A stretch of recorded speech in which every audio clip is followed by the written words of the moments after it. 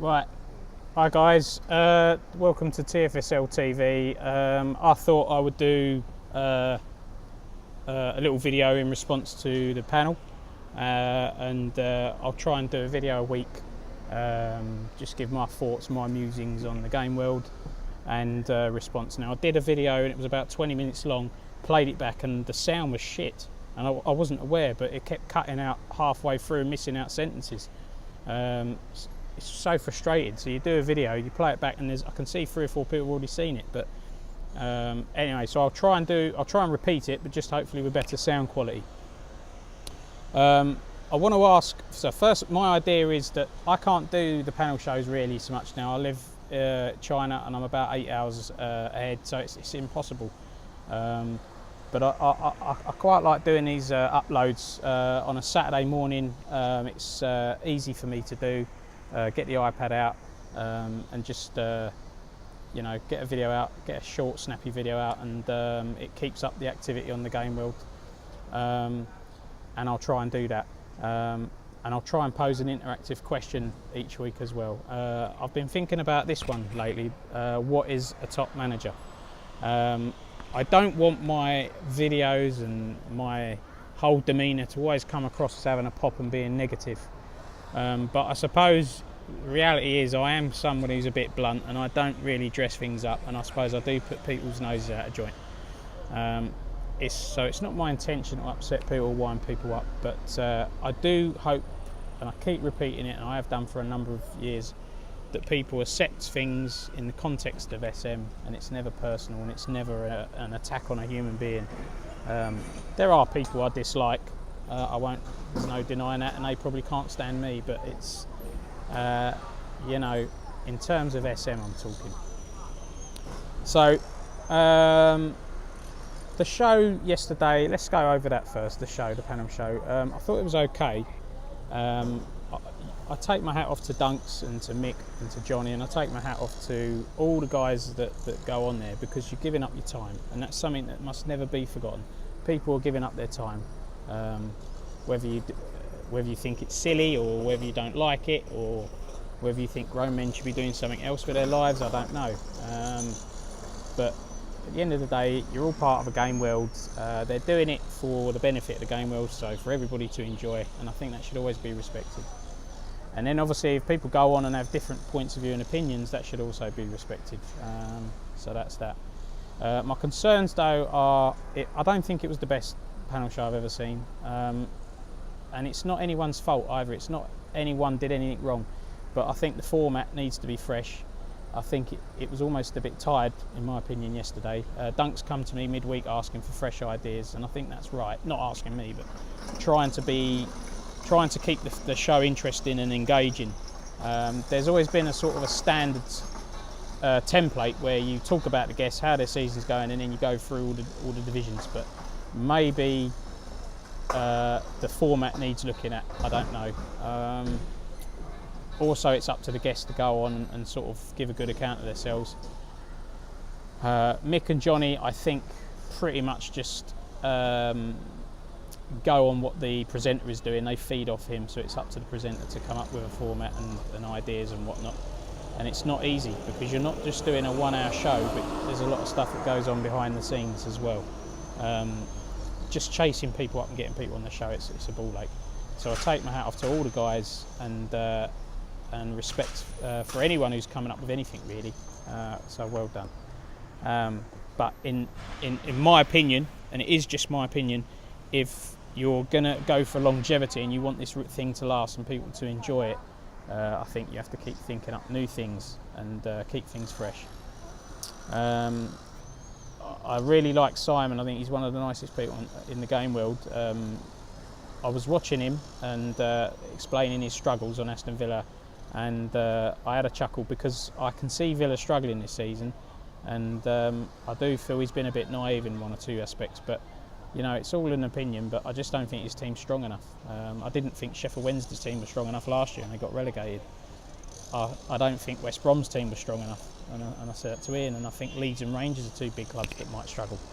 And I like all these guys, they're all lovely guys, but it's just calling it as I see it. These are big clubs in Division 2, and they're going to have a hard time this year, because you've got teams that have come down that are strong, and you've got teams like Southend and Reading that have gone up that are strong. So the whole league just gets harder, gets more compressed. It's just facts. It's not slating anybody. So I do feel Villa, Simon needs to have a rethink on his team if he's going to stay up. I don't think he understands how hard it's going to be. Maybe he does, I don't know. And then Tom, lovely guy. We fast tracked where we wanted him in for the Tottenham job once Mark sort of turned it down, and Tom was the man, and he's a good manager and he's a good guy.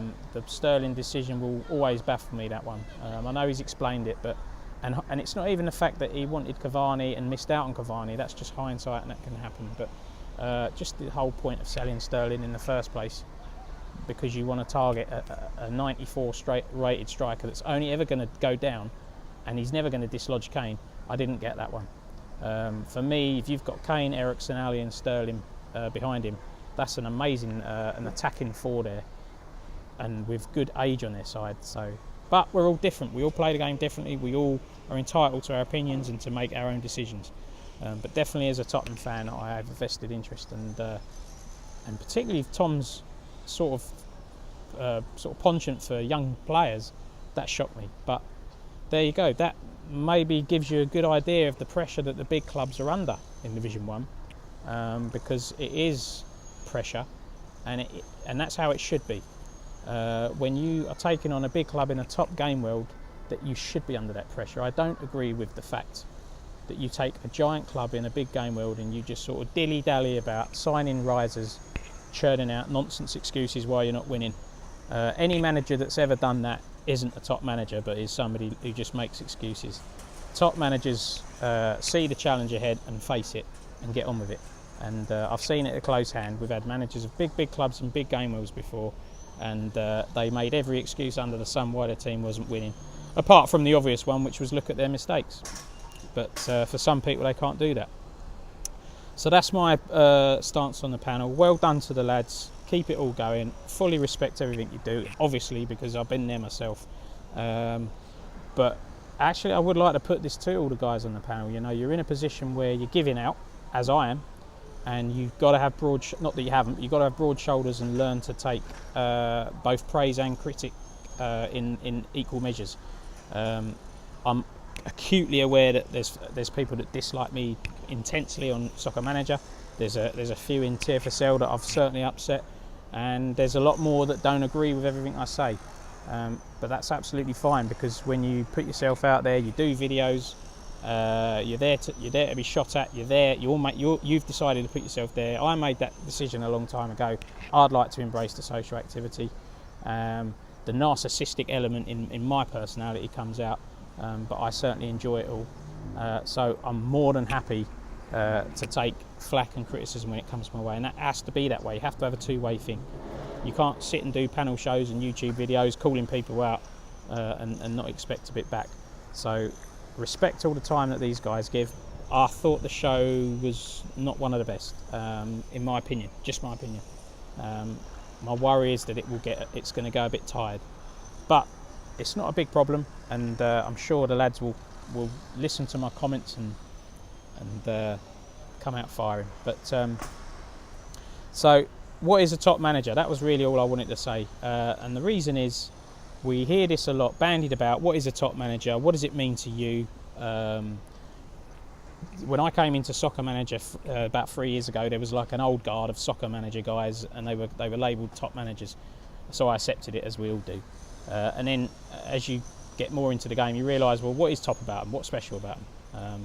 And it basically boiled down to they've been playing the game a long time and they know a lot of people within the circles. To me, that isn't a top manager. In fact, a lot of these guys are the opposite of top managers, because they've been playing a long time, but they haven't evolved or got any better. They've just stagnated. They play in the same old tired game worlds, and really, as soon as a top custom game world comes out and it gets a little bit tough, they up and run. Now, I've had a few managers this week quit my game worlds, which always will piss me off and stick in the throat, because when you create a custom game world and you know, you're not forcing people to join, but when managers join in and then leave within a few weeks, you know, I'll get a replacement, but it does stick in the throat because they shouldn't have joined in the first place. But what I will say is, I did a video and I said, look, I think we should be cutting back on videos and cutting back on game worlds and limiting them, and I agree with that. And yet, at the same time, I'm creating game worlds. I'm sort of the one of the people that's causing the problem in the first place. So I see the sort of the contradiction there. At Christmas, I created 2 game worlds that really I shouldn't have done, but I like the idea and I think they're fun. But it was 2 game worlds that I own that I don't really need it. I don't really need the hassle of people quitting game worlds and I have to go and replace them, because it's just a hassle.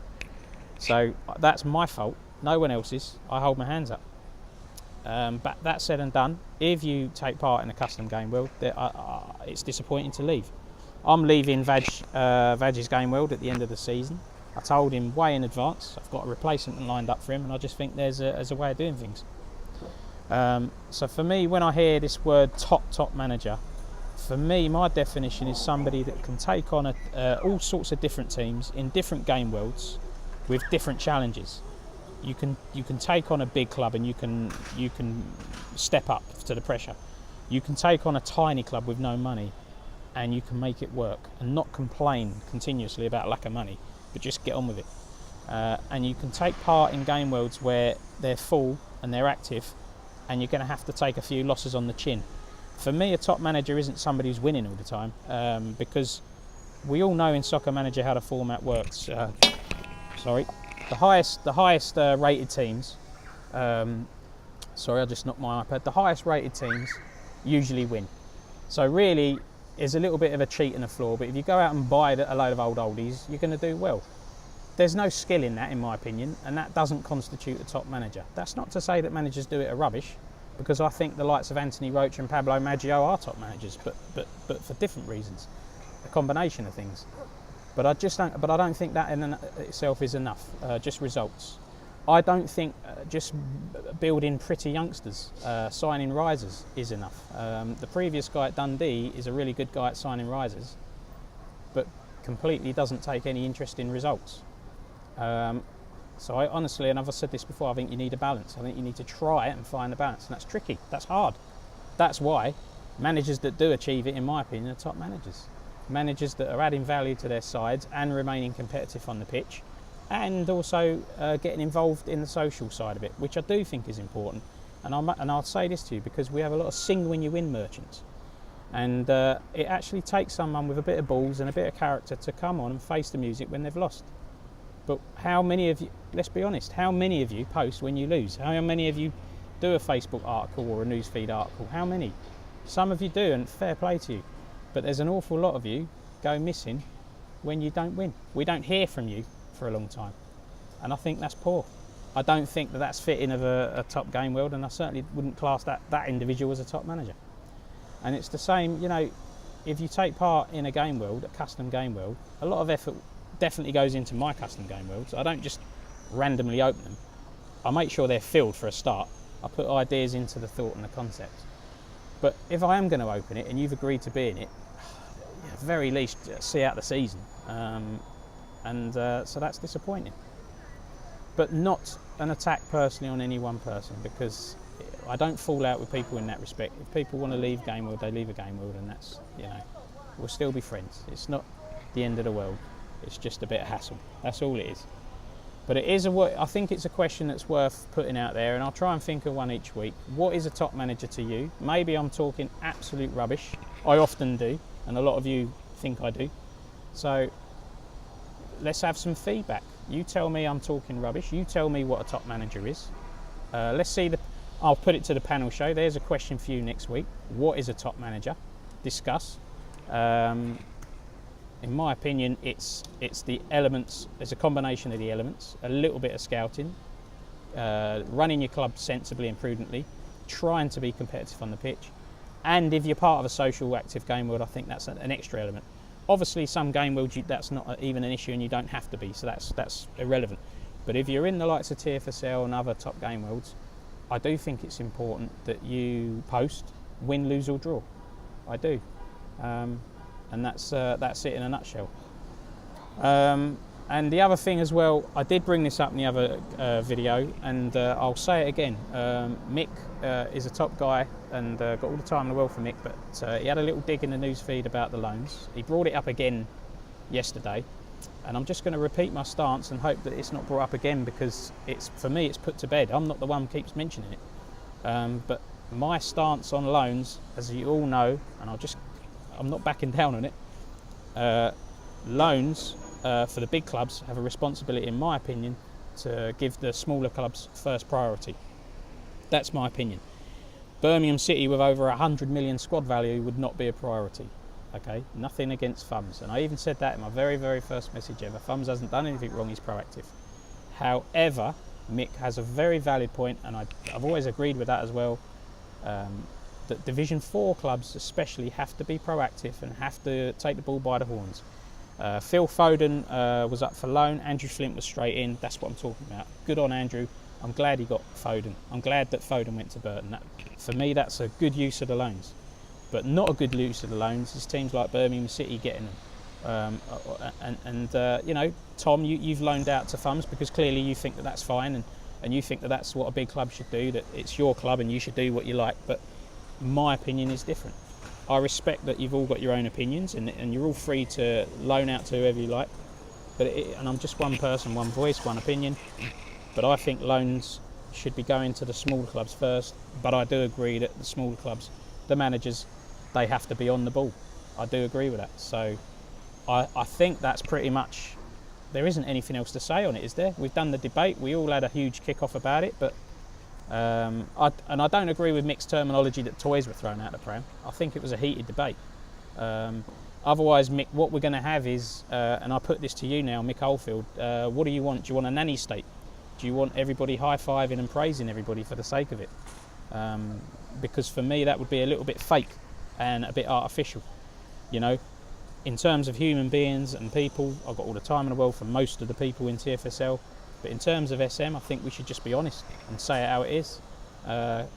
Praise and critic where it's appropriate. I think people need to grow a pair, and I think people need to have broad shoulders. There's too many sensitive daffodils on Soccer Manager. It's like you've caused somebody the biggest insult ever if you criticise a result they've had or a signing they've made, and I'll never quite understand that, to be honest.